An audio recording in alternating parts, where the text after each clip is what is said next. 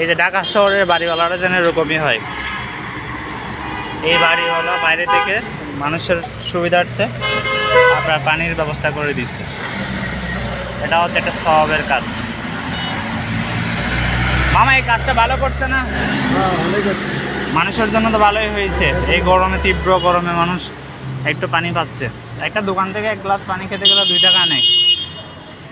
বাড়িওয়ালাও একটা সওয়াবের কাজ করলো। ঢাকা শহরের প্রত্যেকটা বাড়িওয়ালা যেন এরকম হয়। ঢাকা শহরের না, সারা দেশের, তাই না? এরকম একটা সওয়াবের কাজ করে। বাড়ির আলাদা একটা পানি খাওয়ালে কি হয় মানুষের? অবশ্যই সওয়াব পাওয়া যায়, নেকি পাওয়া যায়। এটা আখিরাতের জন্য উনি জমাচ্ছে। মামার নাম কি? আমার নাম সাইফুল। সাইফুল। আমার নাম হচ্ছে শ্রাবণ।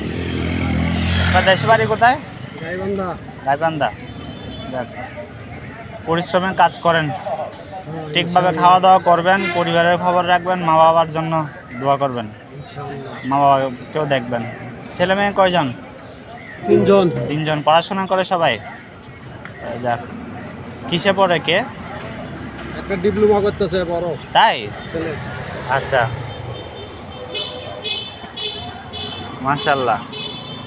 আর শুনে অবাক লাগলো, আপনি এত পরিশ্রম করে ছেলে মেয়েদেরকে ভালো জায়গায় পড়াশোনা করাচ্ছেন। যাক, এই যে আসলে একটা মন মানসিকতার ব্যাপার। এটা আমি ছোট কাজ করি, কিন্তু আমার মন মানসিকতা আমি ছেলে মেয়েকে পড়ালেখা করাবো, এই যে একটা মানসিকতা পোষণ করছেন, আপনি পারতেছেন। আর যে করতেছে না সে পারতেছে না, সে বলবে আমার কাছে টাকা নাই, কিন্তু ইচ্ছা শক্তি সম্ভব সব কিছু। দাঁড়ালাম এটা দেখে, ঢাকা শহরে এরকম বাড়িওয়ালা খুঁজে পাওয়া কঠিন।